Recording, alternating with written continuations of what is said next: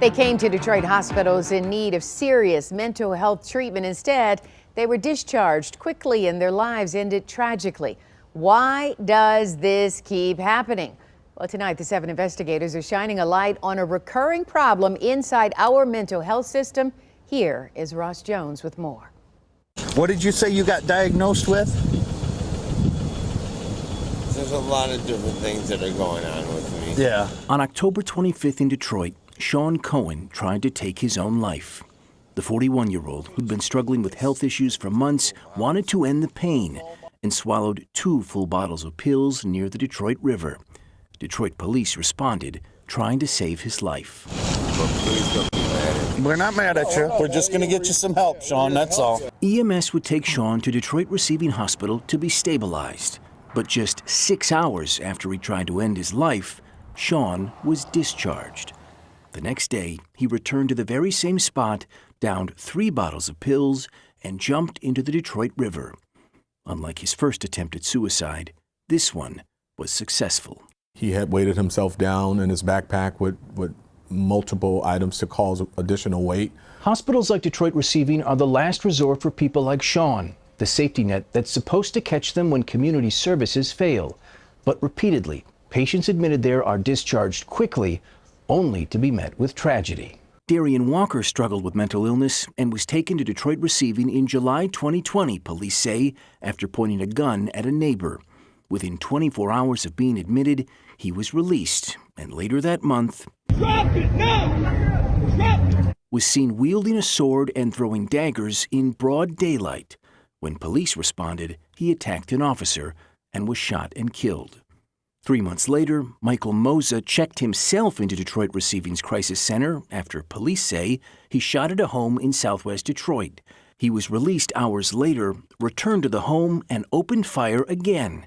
When police responded, Moza led them on a chase that ended in his death. When are we going to challenge and find out what's going on at the crisis center? Last June, 22-year-old Porter Burks was taken to Receiving's sister hospital, Sinai Grace, after his family said he was trying to fight people in the street. After being admitted, he escaped Sinai Grace, was returned by police, and later discharged. 3 months later, Burks was killed by police after running at officers with a knife. This isn't a one-off. This has happened before, and in all likelihood will happen again. The system is broken, and we got to stop dancing around it and pointing to issues that I think that cloud the real issue. Just who's watching when failures like this happen? The state is supposed to be by responding to every report of a patient death following discharge from a psychiatric hospital. But as we uncovered in a series of investigations, they weren't. So in 2020, that reporting prompted new law requiring investigations when patients die by suicide or if the cause is unknown. The problem is, today, the Department of Health and Human Services won't release anything about those investigations or their findings.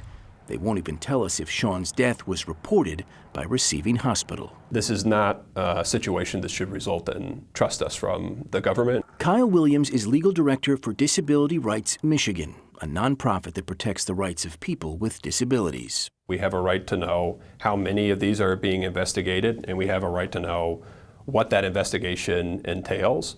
And at the end of the day, we have a right to know that the state's going to do something about this or to tell us that this isn't a problem. Williams says more hospital beds aren't the answer. The best way to prevent tragedies like these are to invest in better mental health services in the community. Other advocates say we need both. Tonight, Sean Cohen's family is no closer to understanding why a hospital released him when he so clearly needed help.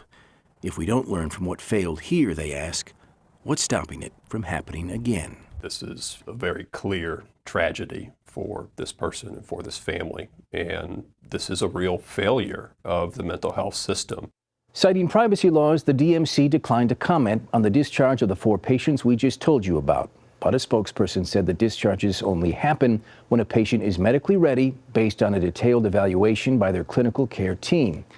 Tonight, families like Sean Cohen say those state investigations into their loved one's death should not be a secret and are urging state officials to release them.